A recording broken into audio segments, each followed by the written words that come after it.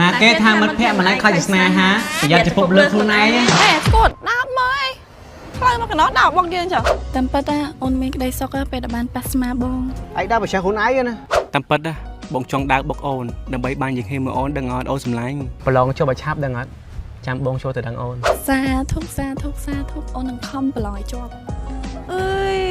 ថៃហ្នឹងសុខចិត្តប្រឡងធ្លាក់អោកុំយកអញធ្វើប្តីដែរ បងនឹងយកអូនធ្វើប្រពន្ធឲ្យបាន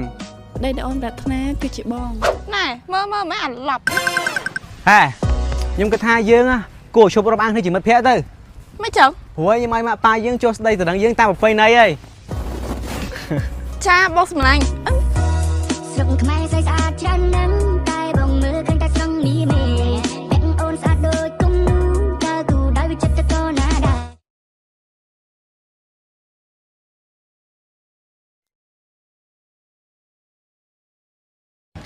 នេះបងទិញសាប៊ូ UV Kit ឲ្យអូនមានប្អូនមានអីចឹងណាក្មួយអូនក៏បានតែគាត់តំកើតថ្មីឧទាហរណ៍ថា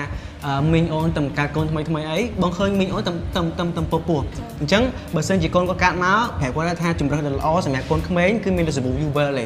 UV Kit សាប៊ូ UV Kit គឺល្អខ្លាំងមែនទែនសម្រាប់ក្មេងអានេះអូនសាប៊ូ UV Kit នេះគេហៅថា 3 in 1 ដោះមុខក៏បានដោះខ្លួនក៏បានកក់សក់ក៏បាន ដល់មុខមកទៀត ហើយគ្រឿងផ្សំរបស់សាប៊ូ UV Kit មានដូចជាផ្កាហាសែលកាណាដាជាផ្កាឱសថដ៏ស័ក្តិសិទ្ធិព្យាបាលការរលាកកន្ទួលក្រហមរមាស់ដែលបណ្ដាពីពន្លឺនិងបាក់តេរីផ្សេងៗណាយល់អត់ព្រមទាំងផ្ដល់ក្លិនក្រអូបនិងស្បែកទន់រលោងមួយទៀតគឺប្រេងដូងកូរ៉េជាប្រេងដូងកម្រដែលមានប្រសិទ្ធភាពផ្ដល់សំណើមដល់ស្បែកការពីស្បែកពីធូលីដីកម្ដៅនិងមិនឲ្យស្បែកកុមារប្រេះស្ងួតអ្វីដែលសំខាន់គឺជំនួយដល់ការលូតលាស់សក់កុមារទន់រលោងហើយរឹងមាំ អញ្ចឹងចាំទុកសាប៊ូនេះឲ្យមីងខ្លួនឯងផងហ្នឹងអត់ទុកឲ្យក្មួយខ្លួនឯងណា Hello ចាយើងជាប្តីប្រពន្ធនឹងគ្នាតែមុននឹងមានថ្ងៃនេះដឹងអត់ថាជាអ្វីនឹងគ្នា យើងគឺជាពួកម៉ាក់នឹងគ្នាសុំសួរមួយណាគេខ្លះនិយាយថាពួកម៉ាក់មិនអាចខ្លាចស្នេហាបានហ៎ វាមិនអាចខ្លាយបានព្រោះតែខ្លួនឯងមិនដែលជួបតែសាក់តែជួបម្ដងមើលប្រយ័ត្នតែស្អប់ចំពុកលើ ខ្ញុំសូមដាក់ឈ្មោះសេរីនីថាមាត់ជាមិត្តចិត្តជាស្នេហា មានន័យថាម៉េច មានន័យថា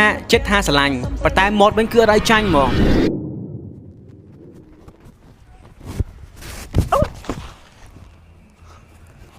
ហេមិនចឹង